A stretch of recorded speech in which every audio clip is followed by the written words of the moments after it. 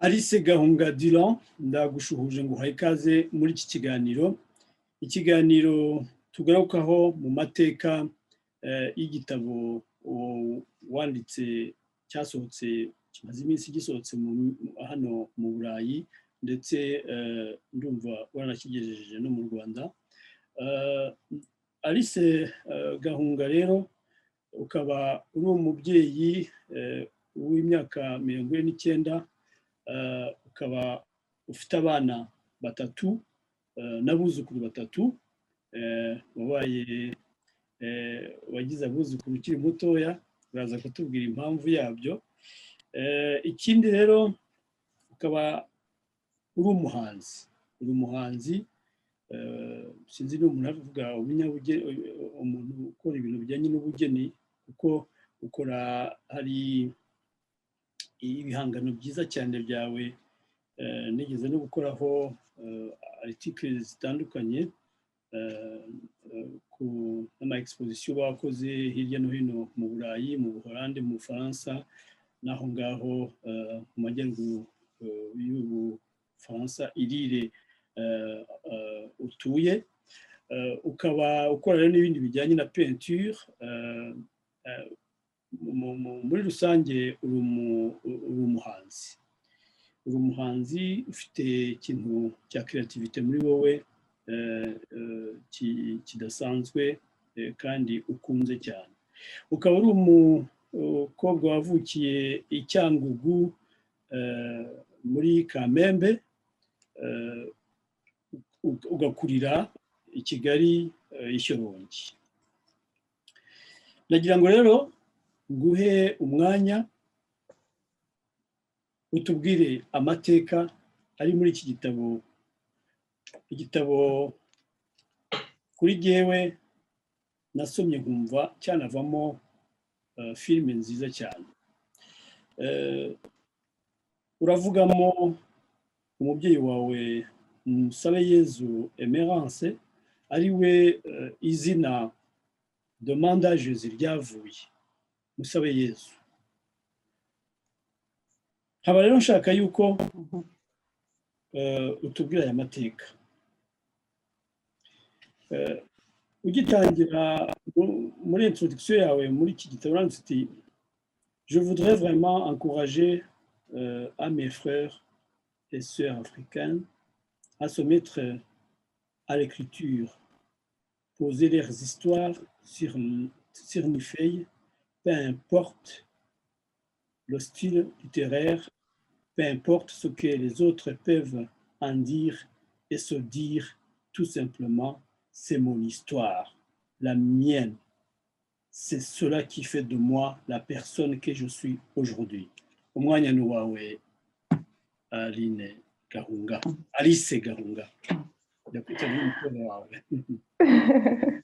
Urakoze cyane Aimable Karirima, ndagushimye n'ukuri kuba umpaye umwanya. Ndashaka no kupita mprofitiraho kugushimira kuko ukora igikorwa gikomeye cyane cyo kumenyekanisha abanyarwanda hirya no hino. N'ukuri akazi ukora akazi gafite agaciro gakomeye cyane. N'ukuri nagira ngo mbere yo kugira icyo nyivuga banze mbigushimire. Hanyuma igitabo rero, nacyanditse en partie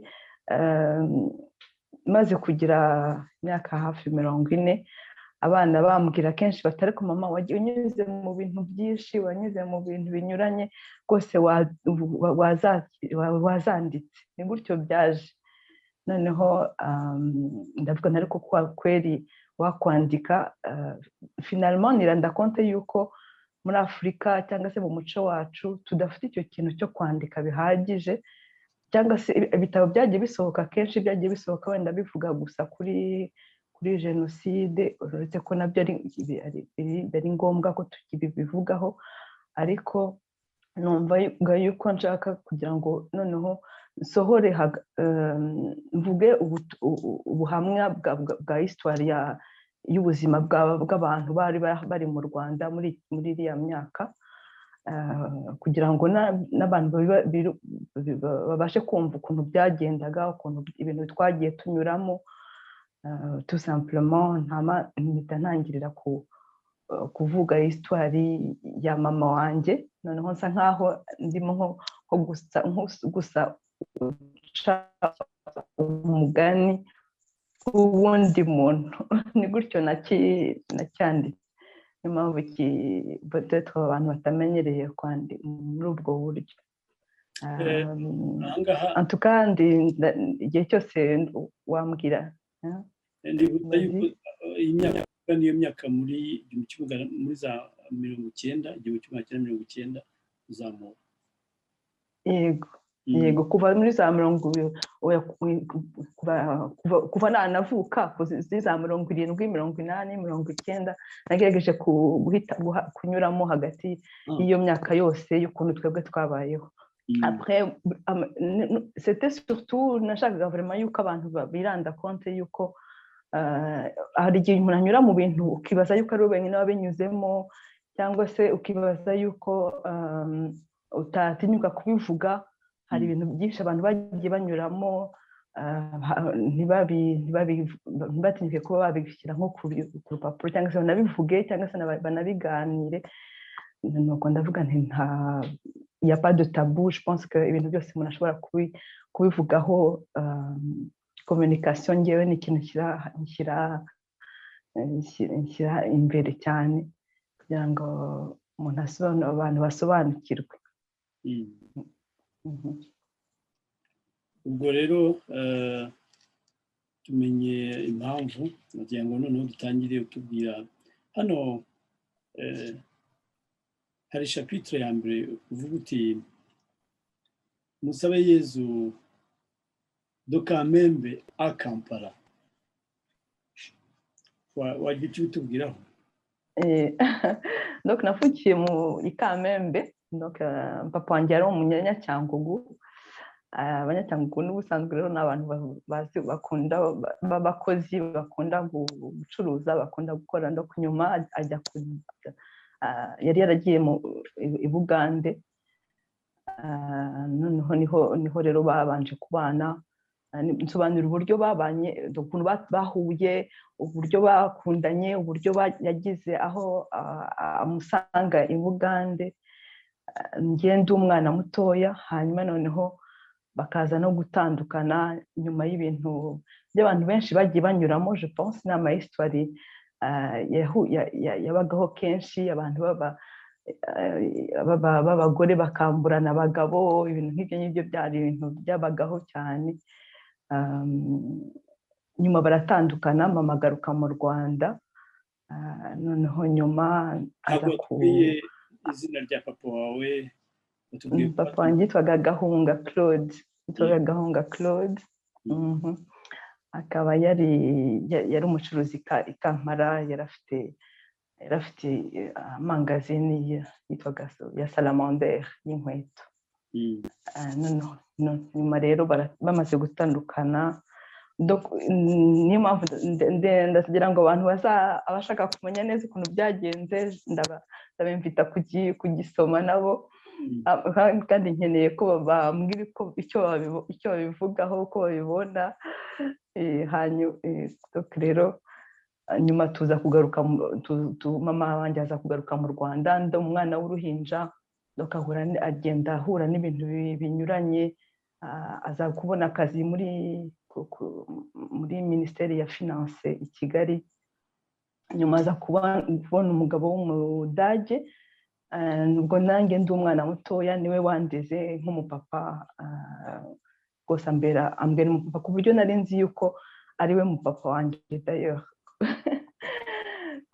Ibyari bisekeje nuko kubera ko nyine ndi umwana gutyo, nahise bahise banshyira mu ishuri ya École Belge, ku buryo nta Ikinyarwanda nakize ndi mukuru.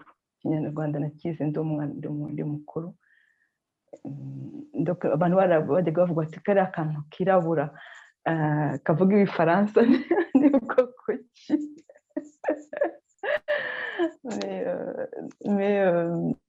Donc ça fait partie de mon histoire. Donc voilà.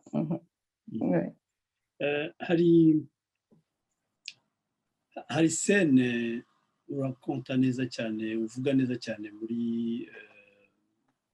hagati nubwo impamvu y'iki kiganiro cyane ni no ku amateka yo mu gitabo hari abatazayabasha kuyasoma kubera batasoma igifaransa cyangwa se batazabona igitabo ariko nk'umuntu w'umuturanyi wanyu Kamembe ukuze uri umwana uri Shyorongi umuturage mwari muturanye uzumva iki kiganiro azamenya muri make ibyo ari byo hari izo sene wagiye uvuga i Kampala cyane cyane aho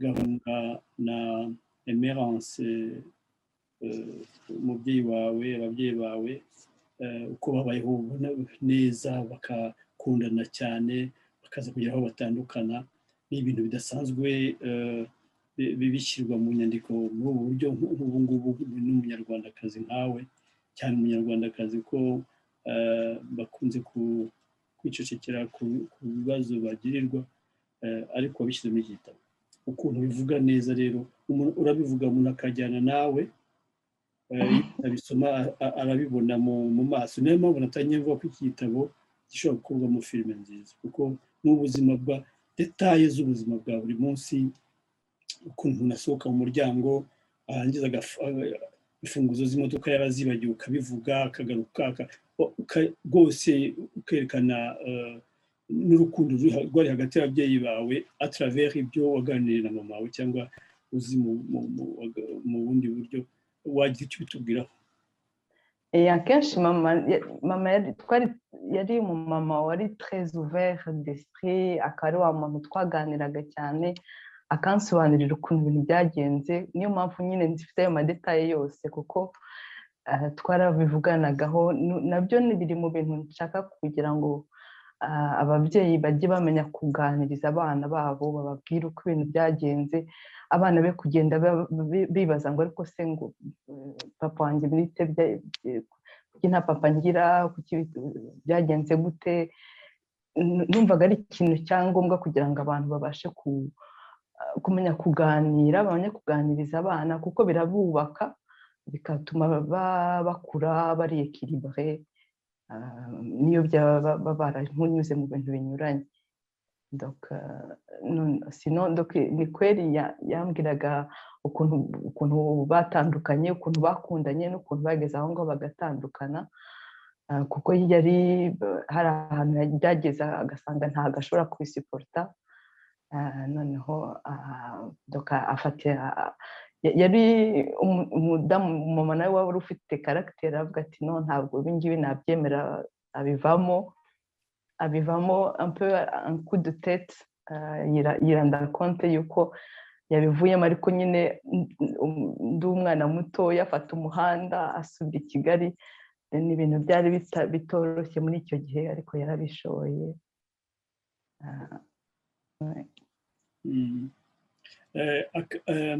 uvuga n'akababaro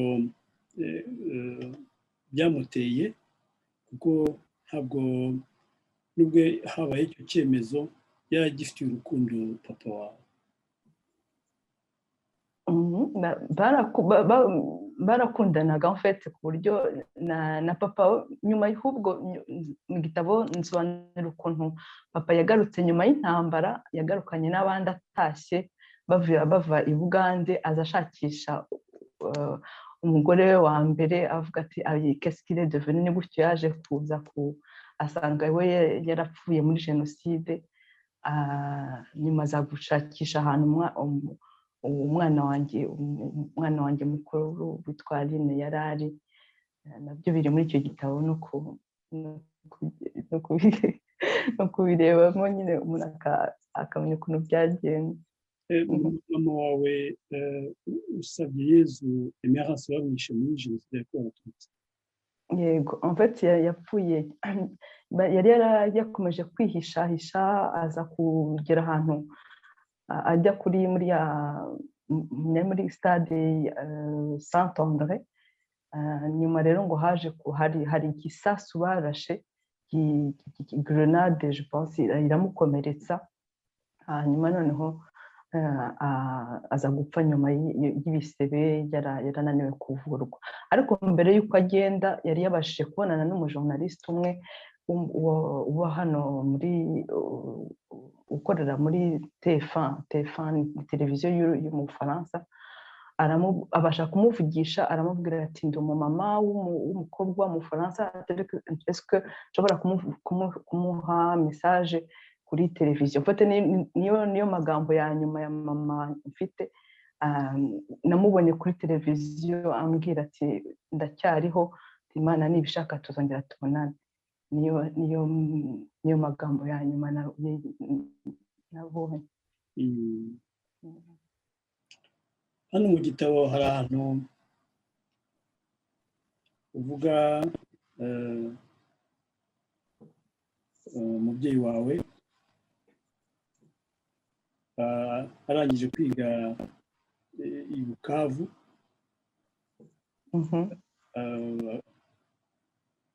agaruka yaje kubona akazi kuri aéroport ya Kamembe. Yego, afite imyaka 18. Ku myaka 22 ahura n'umugabo mwiza, donc un jeune homme qui s'appelait Claude Gahunga. Ce dernier était un bel homme, très élégant. Elle en tomba éperdument amoureuse. Celui-ci devint alors l'homme de sa vie, son premier amour. Nibyo umaze kutubwira mu magambo make nubwo utagiye muri detail.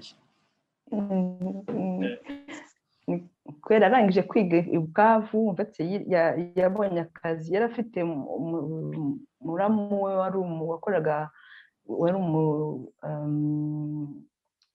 yakoraga kuri aéroport, ari umumekanisien w'indege. Hanyuma noneho ahita abona akazi kuri aéroport nk'umutesi d'accueil. Nawe yari umukobwa mwiza ariko ahita akubitana rero na papa, niho bahuriye agisohoka mu ishuri afite 18. Barakundana igihe gitoya, hanyuma noneho nyuma rero ahita ajya i Bugande, amusanga muri 73 ajya i Bugande nuko amusangayo rero. Nyuma bageze i Bugande baje kubyara umwana mu buhunzi, ariko uwo mwana ntabwo yabashije kubaho. Yego, babanje kubanza kunanirwa kubyarana. Noneho igihe gitoya mama aratwita, akuramo inda, nuko umwana apfa ari mutoya. Donc ahita aba très très déçu, aradeprima.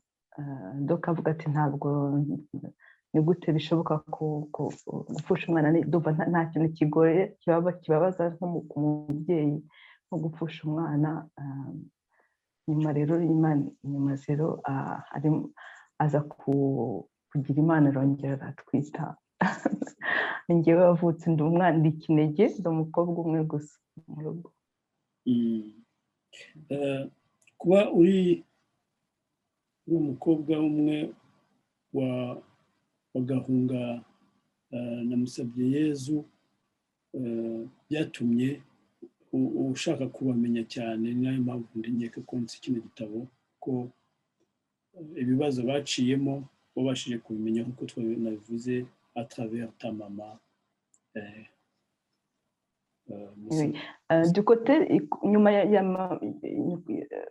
Du côté de mon père, en tout cas, nyuma yaje kubyarana n'undi mama, donc ufite murumuna na musaza wanjye baba i Bugande. Ariko du côté bo ntabwo twakuranye, twaje kubonana nyuma y'intambara. Donc batahanye na papa, turabonana nyuma ya jenoside rwose nyuma nibwo nabamenye nibwo nababonye nyuma rero bongera basubira i Bugande on s'est un peu perdu de vue nabyo byanshimisha kumenya amakuru yabo au travers y'iyi échange yacu n'abamenye hari chapitre ya kabiri wise retour au Rwanda ahangaha washaka kwerekana iki Kampala Kigali tout simplement je racontais l'histoire nashakaga uko byagenze nyuma y'uko yagarutse donc abaye déçu aho bahungiye agarutse mu Rwanda agarutse un peu atabyiteguye ari ibintu bimuguyeho avuga ati bon ndagiye de toute façon burya ngo iwanyu aba ari iwanyu peu importe niyo ntacyo uzi uhasanga ariko uba wumva ari iwanyu ko ari cyo kintu cyatumye agaruka mu Rwanda nta handi yumvaga yajya uretse iwabo hano hari ibintu uvuga neza cyane urimo uratwima amakuru ari mu gitabo kugira ngo hari uburyo mu nzira kugira ngo difficulté yahuye nazo kugira ngo azagere i Kigali yarafite ahantu uvuga billet ya 500 francs rwandais de l'époque ukavuga les anciennes camarades de sa classe c'est très joli à rencontrer mais bon c'est pas oui en fait urayivuga neza cyane oui en fait nasobanuye vraiment en fait kugira ngo nandike nishyize nko mu mwanya we ngerageza kumva na sentiment umuntu aba afite muri uwo mwanya n'ibikubayeho n'ubwoba nagerageje vraiment kubishyira ku rupapuro ibyo numvaga ibyo yatravejeje byose ngo baje kubipoza umuntu abashe kubyumva kandi nawe abiressante en fait sinzi antuka ndanezerewe kumva yuko niba byaragukozeho nuko wenda nashoboye kubasha gutraduiza amasentima yagize y'ubwoba amasentima yo kuza nta faranga afite aza afite juste amafaranga ajya kureba yari afite mukuru we wabaga aho ngaho i Kampala amunyuraho amuruguriza amafaranga makeya nta mafaranga yari afite akana ahetse afata bisi aragenda agaruka i Kigali ariko kangewe araza ahura n'inshuti ye biganye yego bahoraga bandikirana ndoka yageze i Kigali asanga umudamu bari bariganye ariko bari bakomeje kujya bandikirana nta wundi muntu yumvaga avuga ati rwose ndasanga nde i Kigali nta n'umuntu nzi asinze ukuntu yasubije ngo amaso inyuma aza kuvuga ati harya hari Esther aramuhamagara kuri gare ashakisha umuntu wamutiza telefone njya muri detaye zose ku buryo kugira ngo bwose abantu bumve ukuntu byagenze donc ça fait partie en fait harimo ni biographie ariko en même temps byanditse nka fiction en fait ku buryo niyo mpamvu ibyo wavugaga umuhungu wanjye we avuga ati nanjye ndashaka kubona nabikoramo ifilm koko Cédric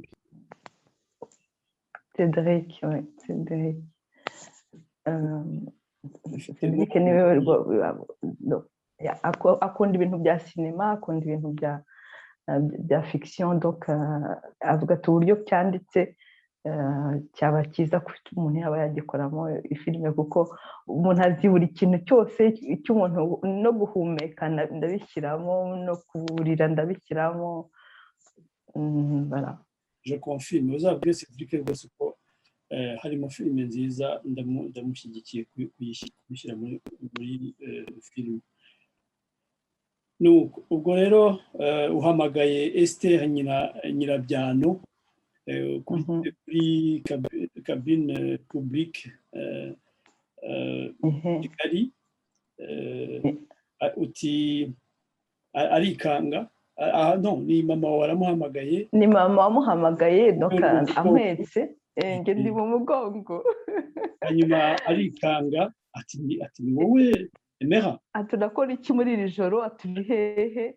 Undi ati ndi kuri gare. Ati ndi kuri gare. Ati uri kumwe nande? Ati uri kumwe n'umugabo? Ati shwiti ndi kumwe n'umwana gusa. Ati kuko turakora iki gihe muri aya masaha mu ijoro? Fata taxi vuba vuba uze mu rugo. Nuko ahita aza mu rugo rero aramutekereza uko ibintu bimeze, amutekereza uko byagenze, nuko atangira ubundi buzima bushyashya i Kigali. Nibwo yaje kubona akazi. Ahangaha rero bivuga neza cyane, byarantwaye ukuntu bivuga muri yaramubwiye ati oui, je viens d'arriver à l'instant, je descends. Non, ati akibwira kwa Esther aramubwira ati ubu ngubu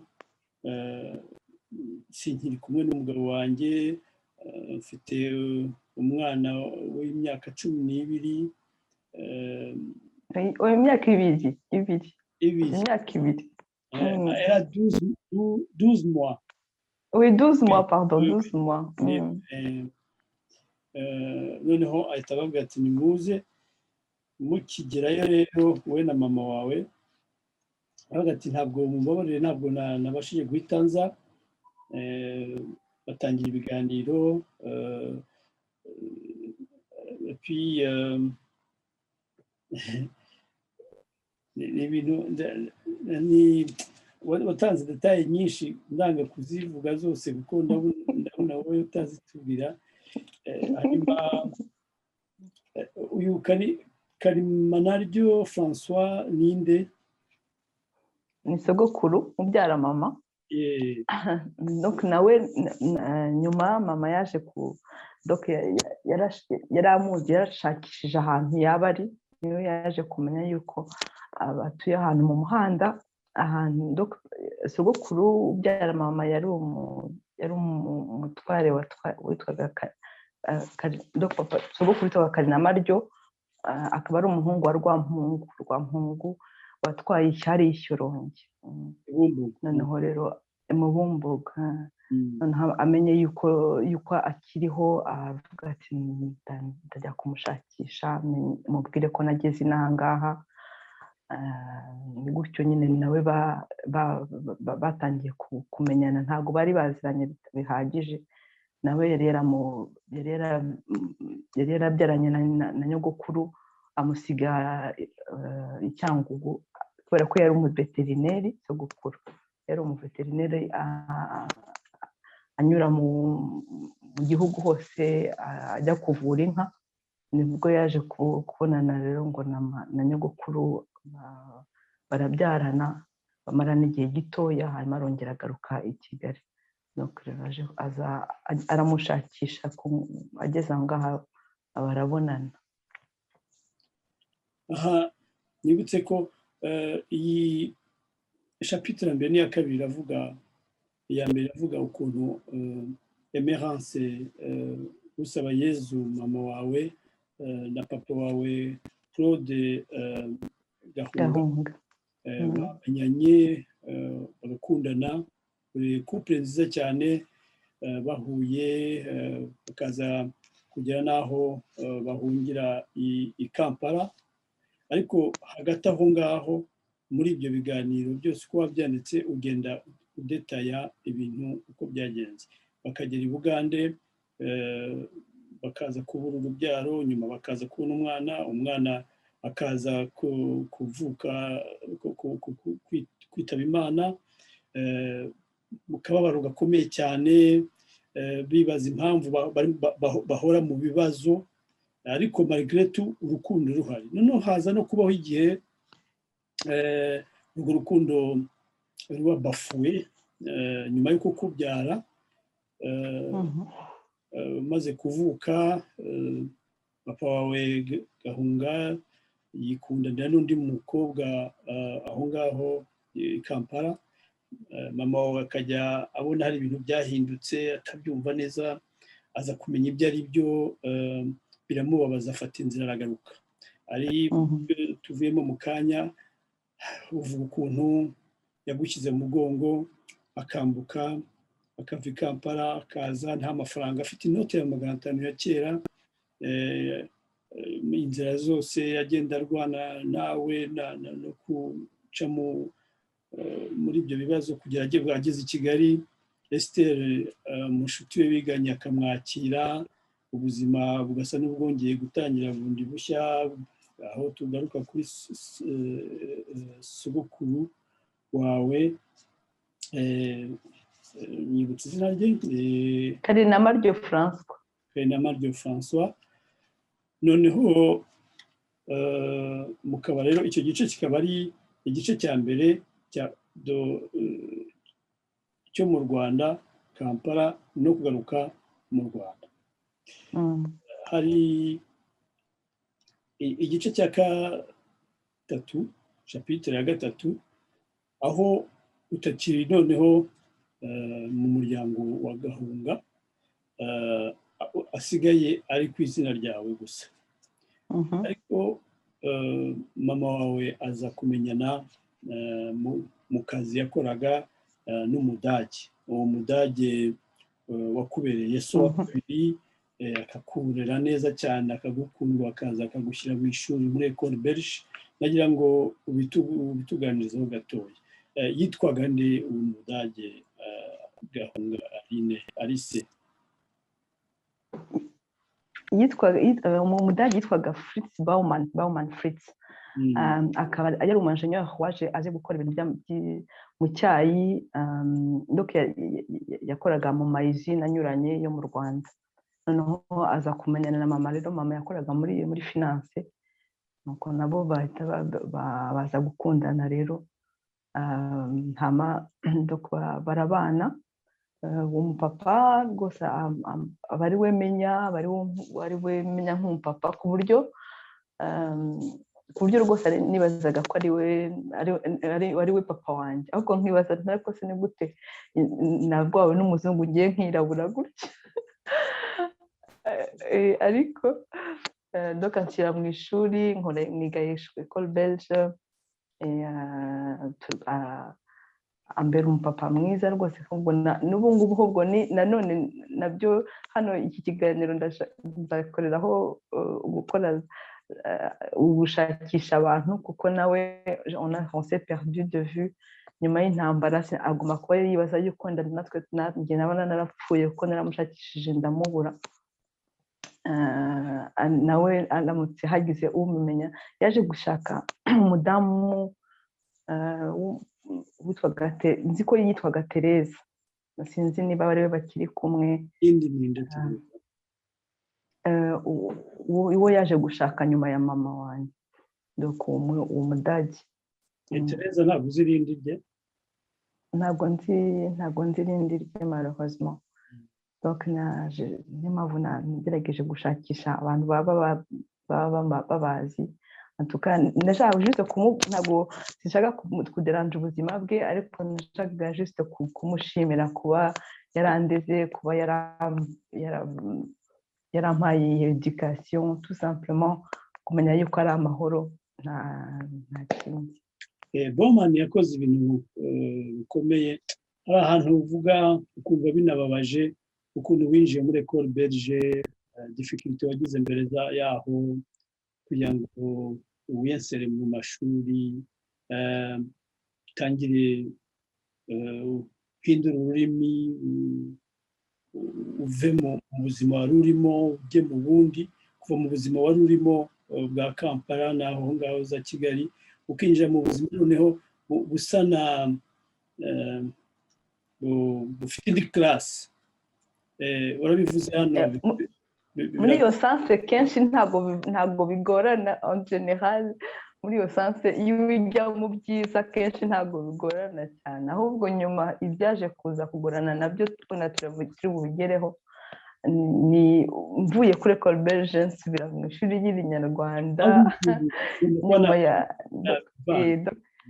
aho ngaho niho hari nasubiye nyuma y'uko babana bamaranye hafi imyaka 5 hanyuma baratandukana nabo bamaze gutandukana mama asubira nabo yari yaramuguriye inzu ahantu mu muhanda Ishyorongi ariho tujya kwimukira noneho ariko nkomeza kwiga kuri Ecole Belge ikintu cyatumye mva muri Ecole Belge nuko haje kuba iriya abayizi muri 90 je pense habaye coup d'état yari yaragiye n'uwitwaga Rizindi à l'époque noneho mama aza gufatwa aza gufungwa mu byitso donc bamufungura umwaka wose bamufunga muri gereza y'i Nyanza noneho yiretrouva abaye ruiné ibintu byose barabifunga bamufungira bamufata amapasiporo ye yose barayafunga imodoka twari dufite zose barazihagarika nyuma y'umwaka agarutse asanga nyine imodoka ibyatsi byamezemo donc aba ruiné complètement noneho aba obligé yo kugera kunkura muri Ecole Belge ashyira mu ishuri ryo mu giturage ahantu mu Nzove ahantu burumva nawe kuva kuri Ecole Belge ukajya kwiga ahantu mu Nzove twicara hasi ku mabuye ariko njyewe ntacyo byabaga numfate ubwana hari ikintu cya innocence cyiza kuko ntabwo byanteye ikibazo kindi naravuga nti bomba niko bimeze nta kundi ndabyakira nibwo natangiye kwiga noneho Ikinyarwanda nibwo natangiye kwiga nyabyo Ikinyarwanda ariko ntabwo mbere y'aho ngaho ntabwo Ikinyarwanda sinanzi kucyandika sinari nzi no kukivuga bihagije ariko naravugagaho dukeya ariko bidahagije noneho nkajya munsi y'ameza ndibuka najyaga munsi y'ameza kugira ngo nibwize ibishyimbo shyashyo ibintu nk'ibyo ngibyo kajya nyuma ariko nza kubishobora kuko nari umuhanga naho ngaho nubwo ntabaga ntazi Ikinyarwanda ariko kubera nivuze zinanyuranye si n'ubucanga wenda buhambaye kuba naranimvuye kuri nk'ishuri rya Ecole Belge nyine naraje nsanga nkaba uwa mbere buri gihe kuko no kuri Ecole Belge nari umuhanga icyo kintu ni Imana yanyihereye nakundaga ishuri aho ngaho muhavuye rero ni muri Nzove c'est ça hari oui hari chapitre ya kane ivuga la lumière dans les ténèbres la lumière dans les ténèbres la lumière bah oui ça fait partie de la vie ça fait partie njye nashatse kuvuga ku kintu kuri iyo sujet sujet ya viole sujet ya viole ni sujet je pense que mu Rwanda batavuga bihagije batinya kuvuga batinya kuganiraho kuko akenshi biteye nk'isoni ariko byari n'ibintu byagiye biba ku bantu benshi ku bantu byabagaho hakabaho impunité kuko nta muntu ashobora kubibwira yuko bamufashe ku ngufu ngo bigire ikintu bimara en tout cas ngewe niko byangendekeye surtout ko uwabikoze yari afite umuramu we Betty yari umuminisitiri ku bwa Habyarimana noneho tumureze arintervena abivamo rwose cyane ntacyo na impunité pure quoi. Yitwaga ndi umuminisitiri yitwaga Mugemana Jean-Marie Vianney.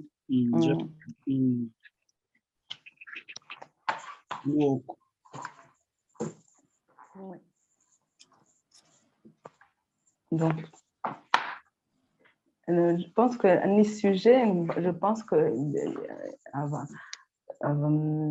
ababishobora ari ikintu ni nahangaha ni sujet iri delika abantu batinya kuvugaho ariko finalement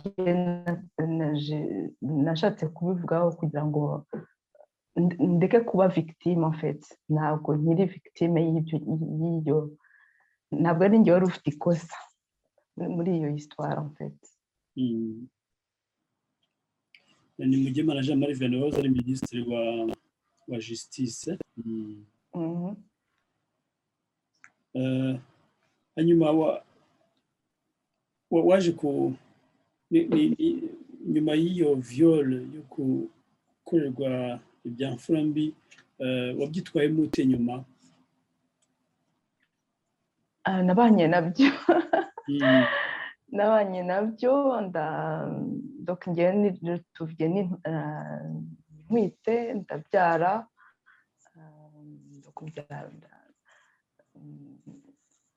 umwana ni inkumi n'imfura yanjye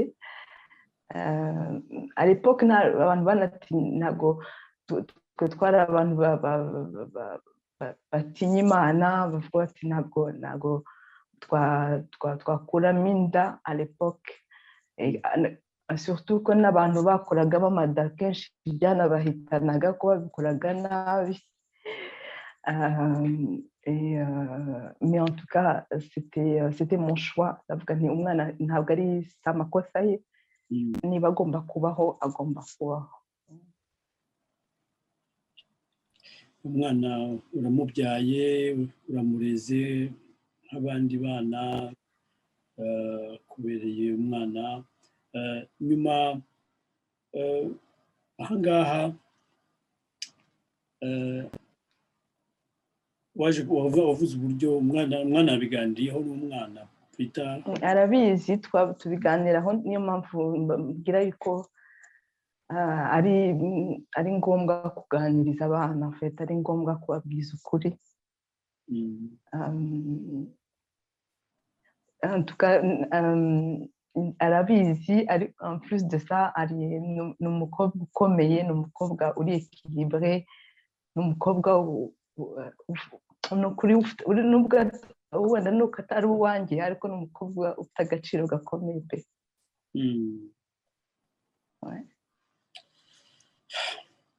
Iyi chapitre nubwo iragoye cyane kuyisoma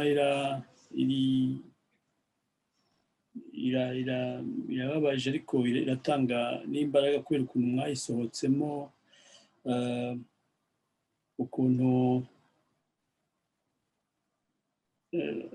wayanditse birihariye ntabwo ndi buze kwigarukaho cyane kuko uzasoma kino gitabo azayisoma neza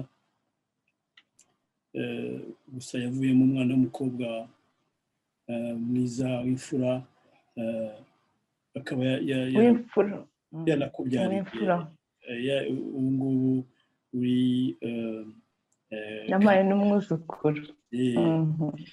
Nyuma yaho rero amakuru y'umwuzukuru ameze ate angana iki ubu? Afite 4 ans nawe ni umukobwa w'inkumi n'agakobwa k'inkumi yitwa Ava Michel. Mama we yitwa Aline Gihozo namwise Gihozo kuko ni kweri yamujeje icyo gihe cyose en fait. chapitre nkeka ko ari n'iya nyuma ni wayise une nouvelle vie, ubuzima bushyashya. Aha rwose ndakure kuyitubwireho ubuzima bushyashya bwabaye bute?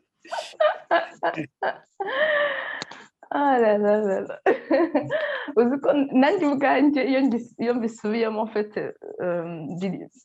c'est comme si je le revivais en fait. Icyo cyiza cyo kwandika ni uko ubibitse ahantu nawe ukabisoma nk'aho ibyawe ni nko kubidepoza ahantu, mbese ni ukuri niyo mpamvu nashatse ko abantu bandika, kuko ni terapi, birafasha pe, birafasha kuko wumva yuko ubidepoje ahantu ntabwo bikomeza kukuremerera. Sino nyuma y'uko ibyo byose bibaho, nyuma naje kumenyana n'umugabo ndi kumwe nawe ubu ngubu tugiye kumarana hafi 28. Donc arampoza ibyo byose en quelques mots. Donc je pense que ibyo byose mbirebera nka kure ubu ngubu, mbese numva niyo mpamvu numva ari nka histoire yabaye kundi muntu. Quelques mois plus tard, Alice trouva un job comme hôtesse d'accueil dans une compagnie aérienne. C'est dans ce même endroit qu'elle rencontra pour la première fois un jeune homme de type indien qui avait beaucoup de charme.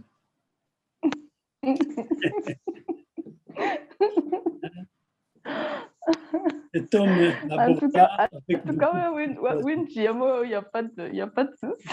Oui. Kirimo urukundo, kirimo akababaro, kirimo ubuzima bwa buri munsi. Non, mais en fait nashatse kuba le plus sincère possible, nashatse kugira ngo ntacyo nshaka guhisha ibyambayeho n'ibyo bituma ndi uwo ndi uyu munsi. Donc avec les hauts, les bas, avec ibibabaje, ibishimishije, nibyo bigize ubuzima bw'umuntu finalement. Et donc naje kuhura, nagize abantu nyuma, naje gukira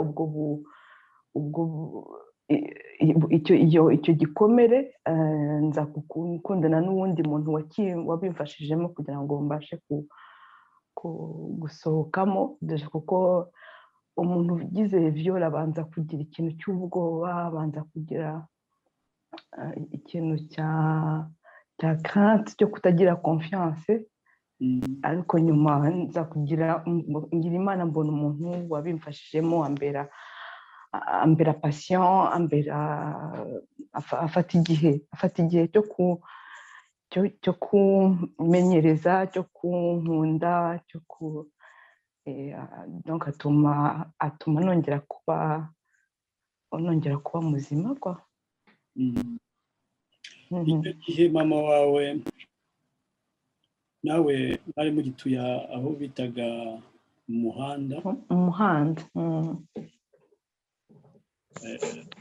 Mwakoraga urugendo rw'ibirometero 14 buri munsi, mugenda mugaruka na bus. C'était pas facile.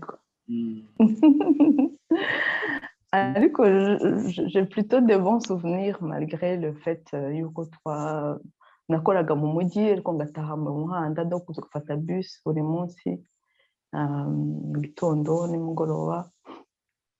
Hanyuma donc uwo muhungu rero ngize Imana, tumaze kumenyana akajya andepoza, akangeza mu rugo. Ni ukuri dufata igihe, akabikora nk'inshuti, comme un copain, comme un ami, tout simplement au départ. Hama gahoro gahoro tuza kugira aho ngaho turakundana. C'est ça qui est magnifique, en fait. C'est ça qui rend le livre intéressant. Izo detaye z'urukundo, kumenyana ku kazi, bikaza kuvamo aho le bel homme agutahana, bikazavamo urukundo, bakazavamo kugupropoza kuva iwanyu iwe kwa mama wawe kugira ngo akagushakira inzu niba ntibeshye. Oya, en fait nagumye mu rugo nawe aba iwe ari noneho aba copain quoi, nkajya njya kumureba de temps en temps. Noneho rero nza kwiranda konte yuko abantu b'abahungu yarantendekanye n'ubundi muntu. Ariko niko bavugaga ngo baratendeka. Donc hari ubundi muntu yakunda, hari undi muntu wari uhari, nza kwiranda konte ko kweri ari harimo ubundi mbiva umunani, ni gutyo twatandukanye. C'est triste, hein? Kino gitabo kirimo amateka atajya avugwa kandi abaho. Izo esheke zose ari esheke yabaye ku mubyeyi wawe Emerance Usabayezu, ari esheke yabaye kuri wowe, viole wakorewe, ugakorerwa ibyo bintu byose, ukongera ukabeshywa n'umuntu. Nyuma ye byagenze gute umaze kumenya ko agufatanyije n'undi mu ruhande? Nibwo wiranda konte yuko hari byandi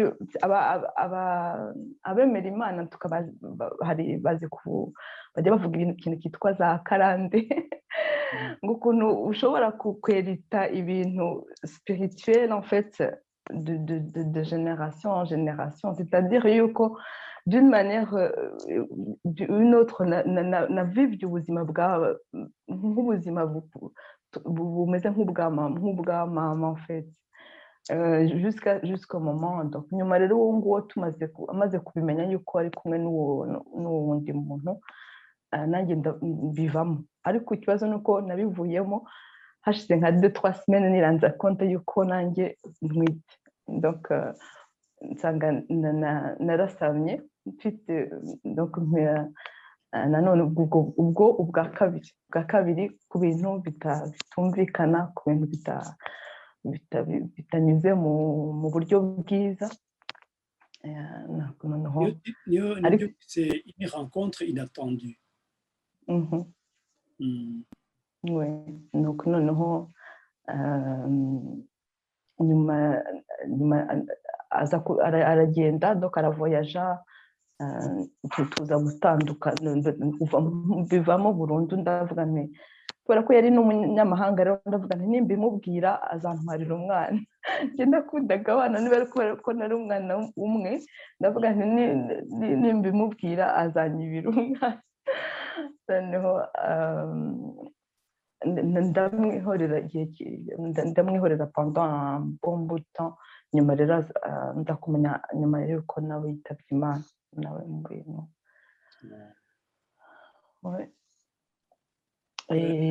Hanyuma nyuma y'ibyo byose n'umuntu yaba yaranyuzemo, nza guhura noneho nyuma na Pierre ariwe turi kumuvungu. Niyo retrouvaille ya Kigali yo irimwo urayivugaho iki? Iyo ya retrouvaille ya Kigali, haravuga retrouvaille ya Kigali yandi ya Pierre. Nkeka ko ari iya Pierre kuko ni chapitre ya nyuma ibanziriza ya nyuma. Oui.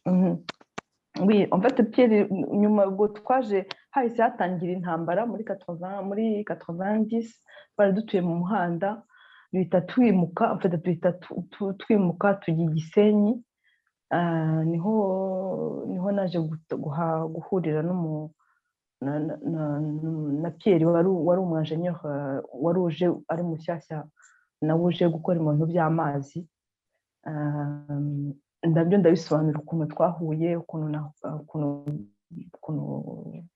yari umuntu w'inshuti twari turi kumwe, ukuntu byagenze, nabyo ndabivuga ukuntu byagenze. Hanyuma noneho nyuma haza kuza muri cyagiye bafataga Ruhengeri, twabaga ku Gisenyi, twari dusigaye tubana aho ngaho i Gisenyi. Noneho bafashe Ruhengeri batubuza kongera gusubira inyuma, gusubirayo kuko twagasize inzu, kuko twagasiza ibikoresho byose, ni gutyo ntabwo twongeye gusubira inyuma. N'abasirikare b'Abafaransa bajya basubiyeyo bakajya kureba juste bakatuzanira impapuro, ibintu officiel gusa, ariko nyine ibintu byose bisigara uko byakabaye. Nyuma kubera ko yewe yari umusirikare, yakoraga service militaire, ariko ari umusivile, kwa kundi bakora service militaire y'umusivile. Noneho yari nk'umunyeshuri, mbese baramutegeka ngo agomba kuba rapatrié, agombera kuza rero muri France. Ngewe barambwira bati ntabwo uko mutari mwaba marié, ntabwo ushobora kuza, ntabwo ushobora kumukurikira. Icy'Imana yashatse rero, twiranda konte yuko finalement icyansobye nuko nari mfite Cédric, uwo muhungu wanjye wa kabiri, akaba ari we watumye bampa visa. Donc ça me le connaissait sur le champ kuri ambassade. Ouais. D'accord. Hari aho rero ku chapitre ya 9 uvuga uti la victoire dans espoir brisé. La victoire dans un espoir brisé.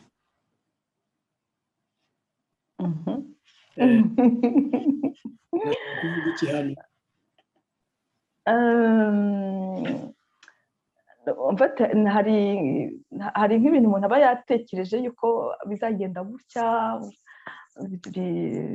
ntibigende uko bitekerezaga. Nk'ubwo nageze aho ngaho, donc nageze inanga, twe turimo intuza 90 yaba intambara ya FPR babinjirira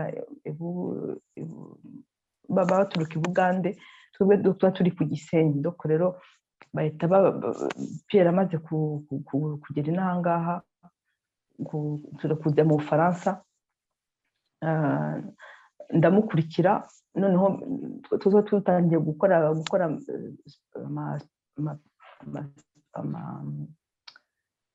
preparation ya mariage mu Rwanda.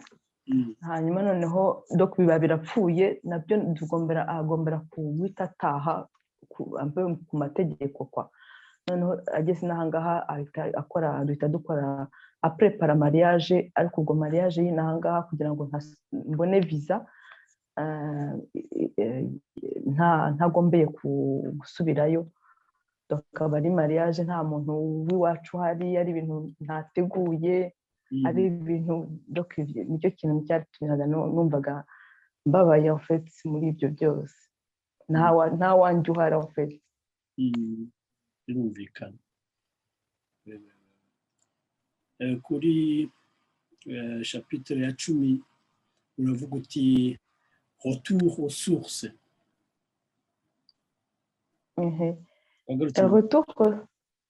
Retour aux sources en fait ni un peu ni histoire y'umuhungu wanjye wasubiye mu Rwanda.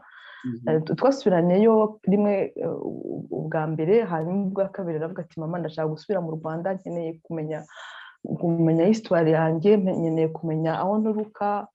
Donc afata une année sabbatique, asubira mu Rwanda, aragenda ajya au fond, akagenda akigira no za Gikongo, arajya he hose. Ni ukuri ashaka gutisha uburyo bwose bwo kumenya aho aturuka. Ikintu je pense ko abana benshi surtout baba metisi bafite icyo kintu, bashaka kujya kumenya aho baturuka, kumenya histoire yabo. donc iyo chapitre nicyo ivuga cyane. Biraryoshye cyane kuyumva ahantu detaye mutanga ko afashe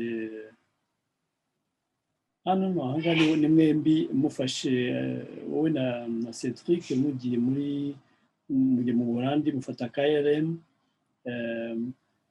mumara amasaha 6 mwari kumwe mu ndege finalement.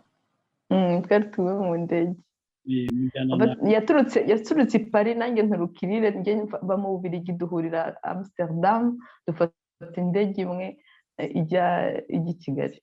Donc c'était vraiment quelque chose de merveilleux et c'était vraiment comme un retour à la source en fait. Twari dukeneye gusubira gusubira kuri source. Agenda yumva indirimbo yitwa ngo I'm coming home. Yego. Witwa w'umunyamerika cyangwa harimo utuhistoire twiza cyane wumva n'umwana usubiye iwabo akumva n'indirimbo ijyanye n'urugendo arimo amasaha y'urugendo indege murimo n'intebe mwicayeho n'ikisevoma. Ni igitabo cyanditse neza cyane umuntu uzagisoma ntabwo azibeshya ko atabonye igitabo cyanditse mu buryo budasanzwe. Mugeze rero i Kigali byagenze gute, yakiriye gute mu Rwanda yabonye? yaranezerewe cyane, asa nkaho mbese yaravuga ati il a l'impression de sinibuka ariko goba ko yarageze naho asoma ubutaka hari tellement yarakeneye kumva aho aturuka ariko noneho ni wa muntu rero nawe ushaka kujya mu baturage kumenya ukuntu abantu babaho. Ntabwo yarambwiraga ati iyo ndi nko mu Rwanda kenshi dufite abantu b'inshuti, dufite quand même des grandes familles, ariko arambwira ati njye ndashaka kujya mu giturage, ndashaka kugenda kuryama muri ariya mazu y'abaturage kugira ngo umenye ukuntu babaho, kugira ngo umenye uburyo babigenza, uko barya, uko leur nourriture, donc il avait vraiment besoin de ça. Mwaje no kujya gushyingura umwe mu banyu. Donc mama wanjye muri ibyo byose mama ntabwo twari twaramubonye, donc bari baratubwiye ngo yitabye Imana nyuma y'icyo gisasu cyarashwe. Hanyuma noneho nyuma baje kunyohereza ibarwa gusa bambwira ngo mama wawe yarapfuye. Noneho nyuma rero ndavuga nti ntabwo bari kubambwira ahantu bamushyize, ndavuga nti fu absolument yuko tumushyingura nyabyo. Donc barongera tuza kumubona nabyo ndabisobanura ukuntu hari umuntu wajyaga haragira inka aza kutubwira ati najyaga mbona ahantu hari umusaraba ahantu, atereka muze njye kuhabereka. Turagenda aratwereka bacukuye ikwe bamusangamo uko yakabaye, uko bakamuzinze, ibyo bamuzinzemo yari ari muri matora, ko bakamushyizemo donc niko yari akimeze. Mpita mumenya kuko yari yambaye bracelet nari naramwoherereje. Noneho turamushyingura tumujyana kuri memorial, ubu ngubu niho aruhukiye. Yiciwe aho yari yihishe muri jenoside ni hehe? Muri Saint-André i Nyamirambo.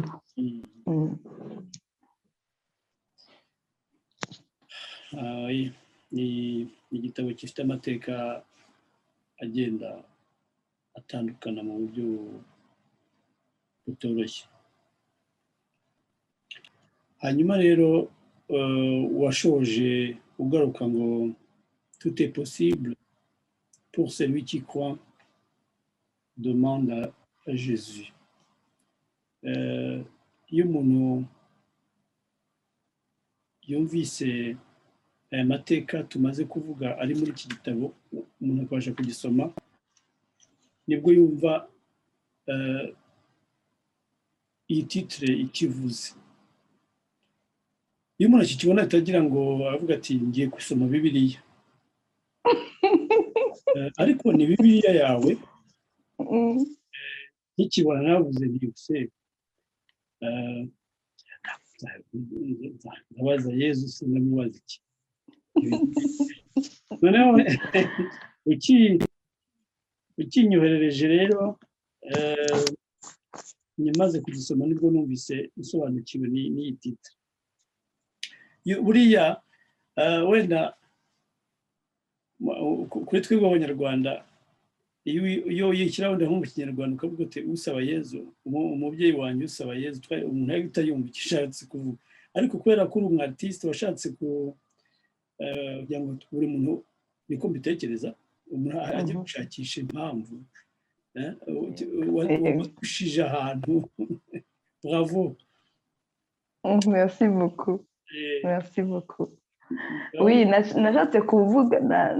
nashatse kuvuga yuko au travers de icyo gitabo nashakaga kwerekanamo na foi yanjye kuko nge nemera Imana kandi ndi umukristo, nzi ko muri ibyo byose hari ibintu buriya hari ikintu asobanukiwe yuko ibintu nanyuramo bigufasha kugira ngo ntabwo ushobora gufasha umuntu uri kunyura mu kintu utanyuzemo cyangwa se utabayemo cyangwa se utavivye, kuko ntabwo uba ushobora niwagira compassion imeze gute ntabwo ushobora kwishyira mu mwanya w'umuntu uri kunyura mu kibazo utarakinyuzemo.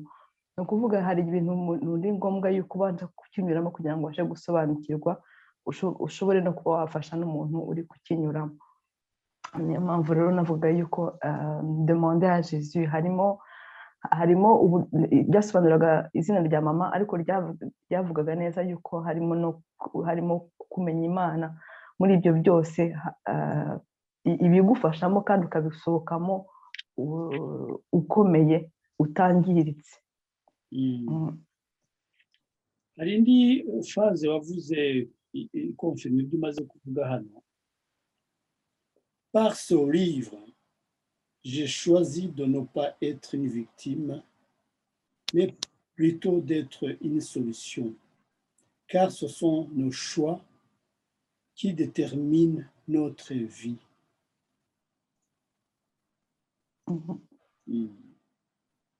Oui, je pense que c'est notre choix. Harya choix mu Kinyarwanda Ah ouais. Donc ouais, je pense que le choix en fait c'est au travers de ce que on peut choisir de pas réussir ou de réussir, mais tout nous appartient finalement. iyo biguturutsemo ushobora guhitamo.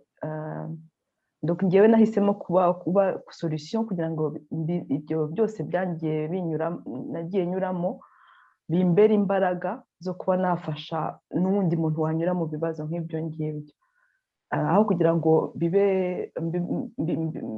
nk'umu victime uvuga ngo kuki byambayeho, kuki ibintu byose byagize gutya, ahubwo nahisemo kuvuga ngo byambayeho none ubu ngubu byambayeho ndabikoresha iki. niyo mpamvu navuze ngo yuko ngomba kubisohoramo ikintu kiri positif. mbere yuko dusoza iki gitabo, amateka ari muri iki gitabo aratourna autour de ta maman, Musabe Yezu Emerance.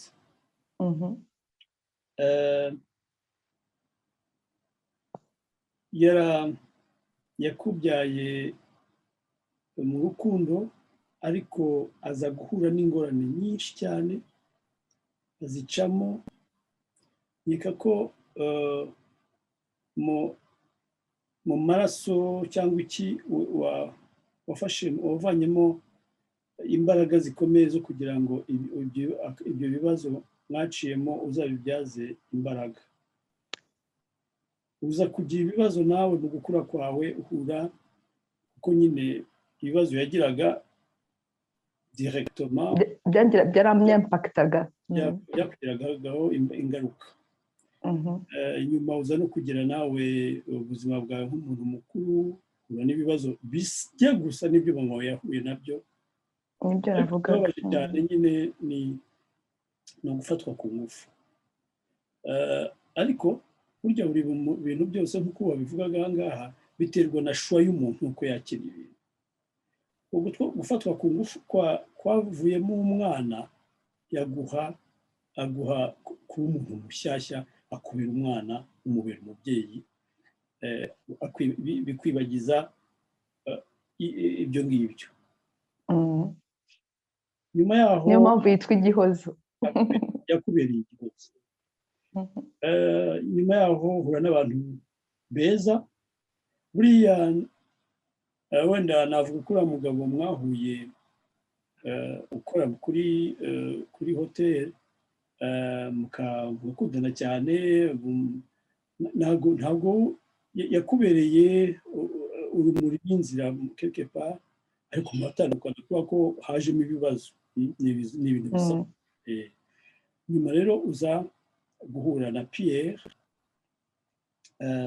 akubera umugabo nyuma y'imyaka n'ubungubu bwamaranye hafi y'imyaka 25, akaguha abana beza. Ariko ugaruka kuri mama wawe hano cyane mu gitabo, uravuga uti ntabwo mama yandaze gusa akababaro cyangwa ngo ntabwo ushaka kugumana iyo shusho. Hari ahantu hano tugira uti à ma mère Musabeyezu Emerance, je la remercie du fond de mon cœur pour tout son amour inconditionnel, pour son courage, pour sa générosité, pour ses valeurs, pour ses conseils et son soutien qui m'ont sauvé la vie et qui m'a accompagné encore aujourd'hui pour l'éducation qu'elle m'a donnée. Je prends tout cela comme le plus beau des héritages. Iyi niyo heritage nashobora gukora. Umurage yaguhaye ntabwo ari ibibazo, ni urukundo, ni ukugwa neza, kugira ubuntu, inama mu buzima bwanyu bwose. Ndimo ndasubira mu byo navuze mu Kinyarwanda, ukaba ubifashe nka heritage, nk'umurage. Ibyo ni byo ufashe nk'umurage. Ni umurage w'urukundo, ni umurage w'imbaraga, wo gukomeza. Ibibazo niyo bibazo ntabwo bigomba kuguca intege, ugomba guhaguruka ukongera niyo wanagwa ariko ugomba kongera ugahaguruka, kuva uhumeka biracyashoboka.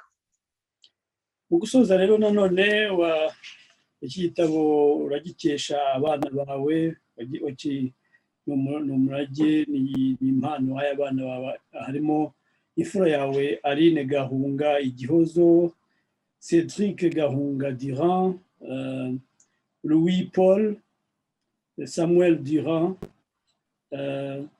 ndetse n'abuzukuru bawe n'umugabo wawe Pierre Durand.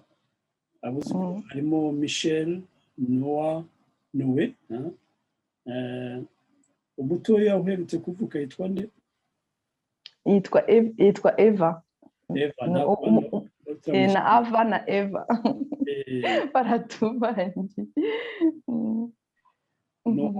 Igitabo rero kikaba kirangira ari gitanga espoir, cyerekana ubuzima bwiza murimo uyu munsi, bwatumye umukobwa w'umunyarwandakazi Alice Gahunga Durand yandika amateka ye akayashyira muri iki gitabo. Iki gitabo nkaba nakwemeza ko umuntu ntabwo ari kinini cyane, ni igitabo gito ariko gikubiyemo ibintu byinshi bivugitse neza, amateka adasanzwe avugwa mu Banyarwanda. Ntabwo ibintu wanditse nibyo bita mu gifaransa kwidevoila ariko nk'uko wigeze kubivuga aha ngaha wavuze uti ntabwo byanyambuye kuba undi we hari phrase wavuze ngo c'est mon histoire la mienne c'est cela qui fait de moi la personne que je suis aujourd'hui niho turangije n'undi wese washaka kwandika igitabo cye cy'amateka ye hari uvuga ati ibyo nabayemo ntabwo nabivuga si ibintu byo kuvugwa natandukanye n'umugabo natandukanye n'umugore ese ariko bifite hari ahantu bishobora gufasha sosiyete yawe iyo ubivuze ukavuga ko byabayeho abantu bakumva ko ari ibintu bishobora kubaho ko atari ibintu bidasanzwe bikavamo inyigisho nk'izi ngizi maze rero Gahunga ndagushimiye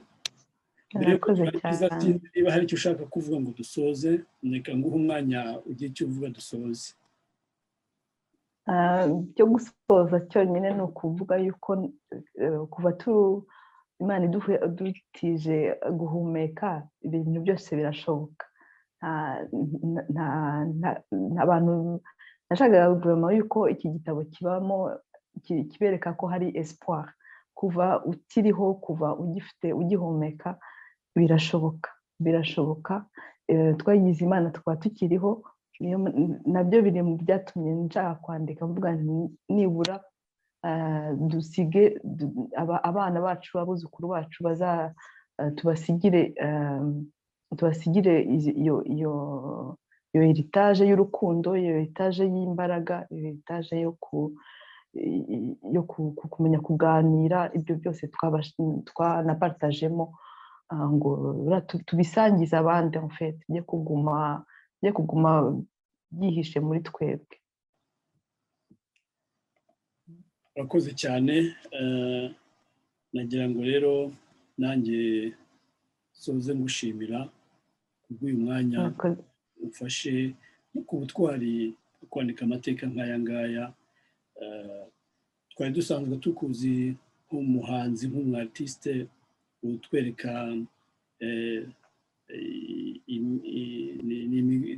imigogo namenyekanishije imigongo hano byari mu bintu byashigira ngo umenyekanishe culture yacu yuko ntabwo we kutumenya gusa kuri jenoside ko bamenye ko dufite n'ibindi bintu byiza kandi koko birahari u Rwanda aho rugeze ubu ngubu ndaprofitiraho gushimira abayobozi bacu perezida wa repubulika waduhaye rwose icyo kintu cy'agaciro ngo tubashe kwiyexprima tubashe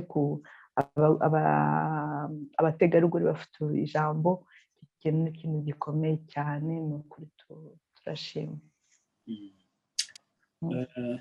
Gahunga Alice rero reka dusoreze ahangaha kwifuriza ibihe byiza ese mbere y'uko gusezera iki gitabo umuntu ashaka kukibona hehe? Muri Mafnake cyangwa se no kuri Amazon kuri internet aho abagurisha ibitabo bose ushobora kukibona en fait ushobora kukibona hariho hose abagurisha ibitabo uragikomanda bakakiguha nta problème. Urakoze cyane nanjye ndagushimiye n'ukuri kumpaye uwo mwanya niba bigize uwo bigirira akamaro akamenya yuko dufite agaciro pamporti y'ibintu twaba twanyuzemo ariko dushobora kubisimbuka kandi tukagera ku bintu bikomeye. Urakoze cyane reka dusoze rero noneho burundu mubwira nti nk'umuhanzi wifuza ko ibihangano bye byaba ibihangano byerekana u Rwanda Afurika mu buryo bufukuye ukaba ugiye no mu nganzo yo kwandika, ize ko atari ubwa nyuma. ndi kubategurira n'ibindi binyuranye kuva nibyo mvuga yuko kuva duhumeka tout est possible. Wavuze ko utari umwanditsi, ko ugiye kuvuga amakuru yawe, ariko finalement ufite virusi ufite plume nziza, ushatse gukomeza ko wandikana umutima. Hari abantu bandika bakandika amateka, ariko hakaba n'abandi bandika bakandika afite umuntu agakominika facilement avec ses mots. Nabyo usanga rimwe na rimwe c'est très agréable gusoma ibintu by'ubuzima bwa buri munsi uko bimeze, nta guca ku ruhande. Urakoze cyane, reka ngusoze nkwifuriza umugoroba mwiza. Alice, naho gutaha. Namwe urakoze cyane. À bientôt. Merci. Bye bye. Bye bye.